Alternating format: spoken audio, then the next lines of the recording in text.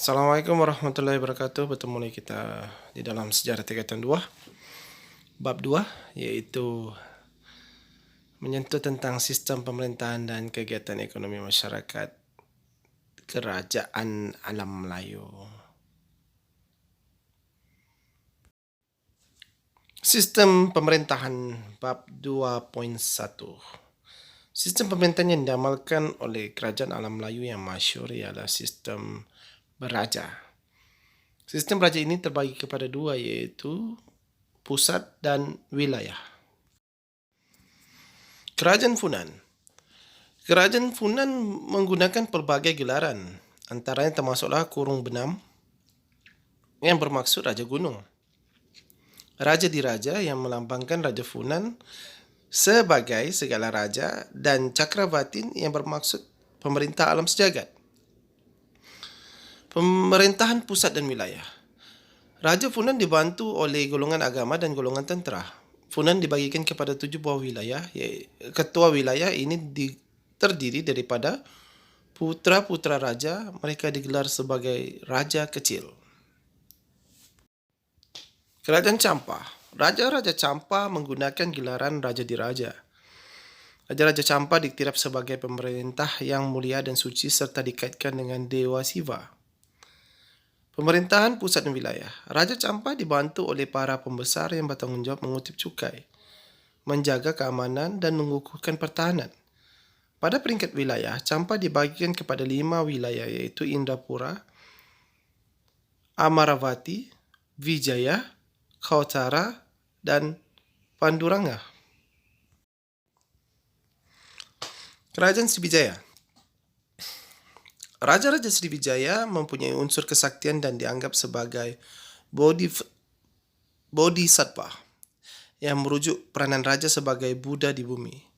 Raja Sriwijaya digelar sebagai raja di gunung dan maharaja di pulau. Pemerintahan pusat dan wilayah. Raja dibantu oleh Yuvaraja, iaitu putra mahkota, Pratiyuvaraja sebagai raja muda, dan Raja Kumara. Raja turut dibantu oleh golongan agama, tentera, pemungut cukai, hakim dan penjaga harta kerajaan. Pentadbiran wilayah terbagi kepada 2, iaitu kedatuan yang ditadbir oleh datu berketurunan raja dan peradatuan yang ditadbir oleh datu bukan berketurunan raja. Kerajaan Angkor. Raja-raja Angkor menggunakan gelaran Dewa Raja yang mengaitkan raja sebagai dewa.